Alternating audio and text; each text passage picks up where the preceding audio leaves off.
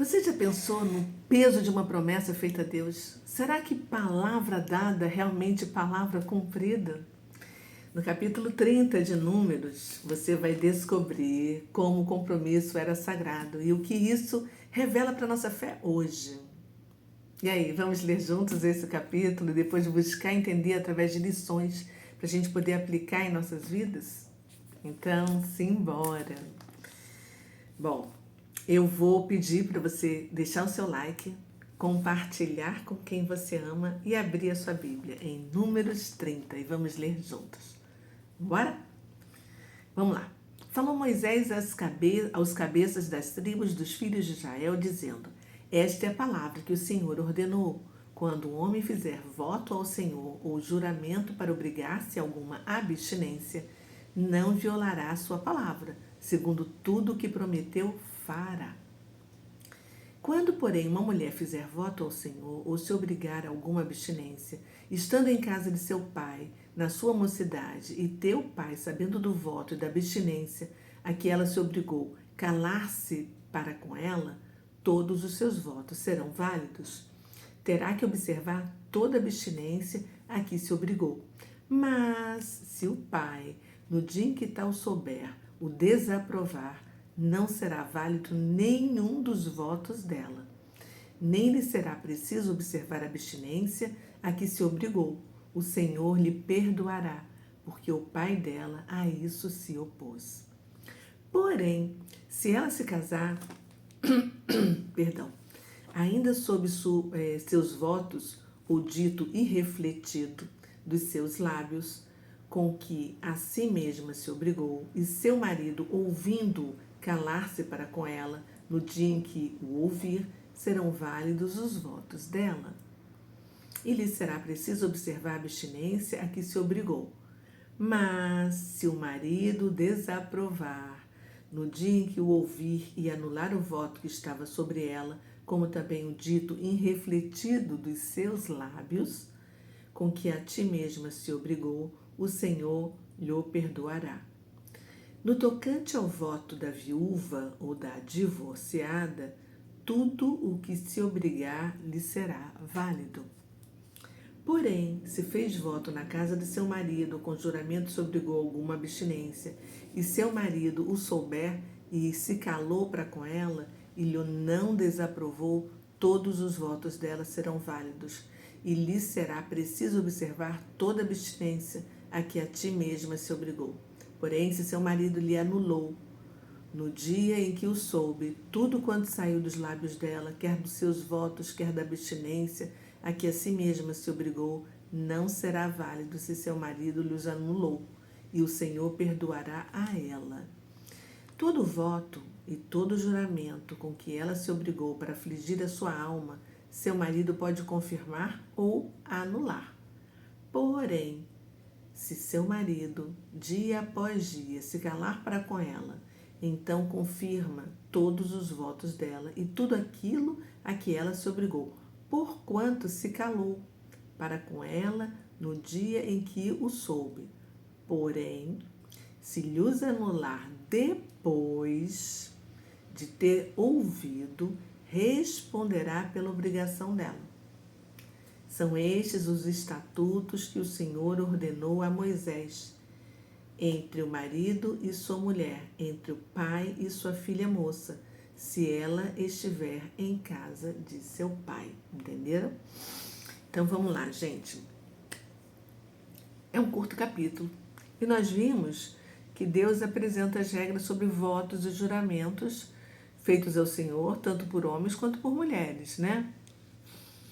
E Deus orienta que quem fez uma promessa deve cumpri-la, porque não pode profanar sua própria palavra e desacreditar o seu caráter, já que Deus não pediu nada e a pessoa fez assim a promessa de forma voluntária. Então, se fez, tem que cumprir. Só não pode ter assim viés de troca. Toma lá, dá cá. Você está entendendo? Barganhando com o Senhor. Isso não pode. E o capítulo também destaca e fala bastante, né, dando assim ênfase às promessas das mulheres, que poderiam ser confirmadas ou anuladas pelos seus pais, se elas fossem solteiras, ou pelos maridos, se elas fossem casadas, mostrando assim elementos de proteção e também de autoridade patriarcal, né? Naquela época, porque se o pai ou o marido se calasse, significava que eles estavam aprovando. Caso contrário, o voto era anulado. E Deus perdoava, porque as mulheres deveriam ser submissas a alguém. Diferentemente do que está acontecendo hoje, né? Porque o que a gente vê é assim um mundo, desculpas feministas, mas por falta total de respeito às autoridades, por falta de submissão ao pai ou ao marido, e pelo estímulo que todas nós mulheres recebemos, a rebelião. É uma grande verdade. E o capítulo também fala que as mulheres viúvas ou divorciadas, elas deveriam cumprir o voto da mesma maneira que o homem, porque elas não tinham, né, a quem estar submissas.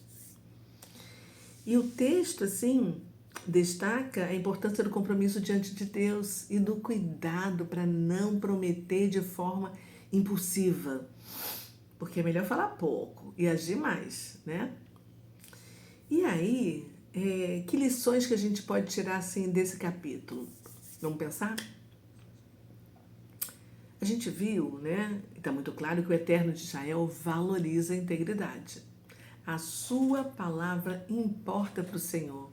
E os seus votos falam da sua fé, não do que Deus vai fazer ou deixar de fazer. Que isso fique muito claro, né? Então, se você quiser prometer algo para Deus, você não vai poder ficar fazendo barganha, porque nenhuma promessa vai garantir a bênção de Deus, porque ela só vem através da graça, da misericórdia dele. Entendido?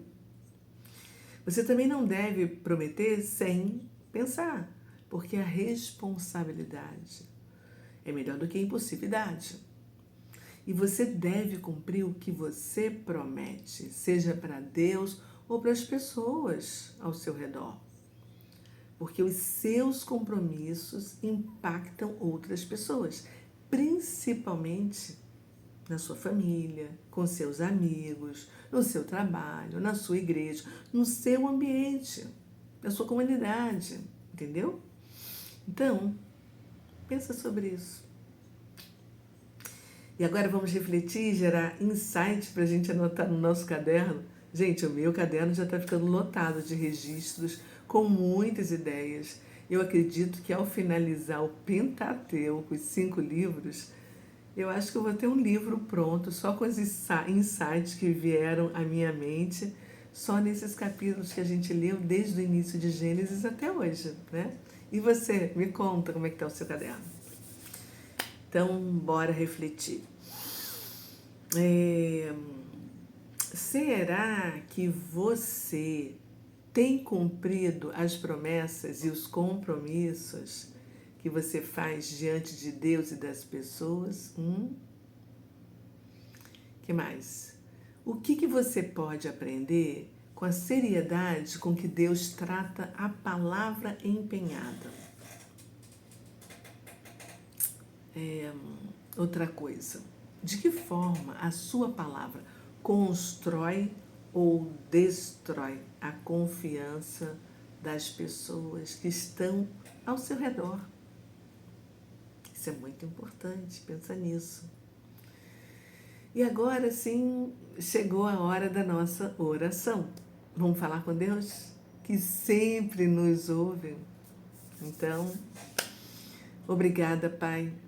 Obrigada por nos despertar neste capítulo a respeito do valor da nossa palavra, dos votos, das promessas que a gente faz, né? Tanto ao Senhor quanto às pessoas ao nosso redor. Porque a gente tem que ter muito cuidado com o que a gente promete, Pai. Como é importante a nossa autorresponsabilidade, a nossa consciência para assumir compromissos, sejam eles espirituais ou não. Então, como diz a tua própria palavra, a nossa palavra deve ser sim, sim ou não, não. E se a gente promete alguma coisa, a gente tem que cumprir. Porque o Senhor é o juiz dos compromissos.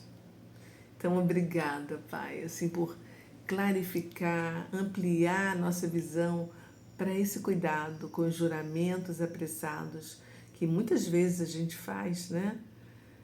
Porque a nossa integridade, a nossa reputação sempre vale muito mais do que palavras vazias.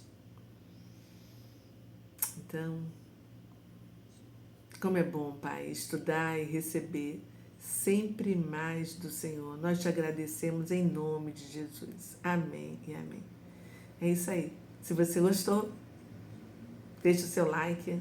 Se ainda não me segue, me siga, aperta o sininho para você poder receber todas as novidades. Sempre que eu postar, você vai ser avisado, tá? E compartilha com pelo menos 2 pessoas hoje que você ama. Assim elas vão saber o quanto você gosta delas.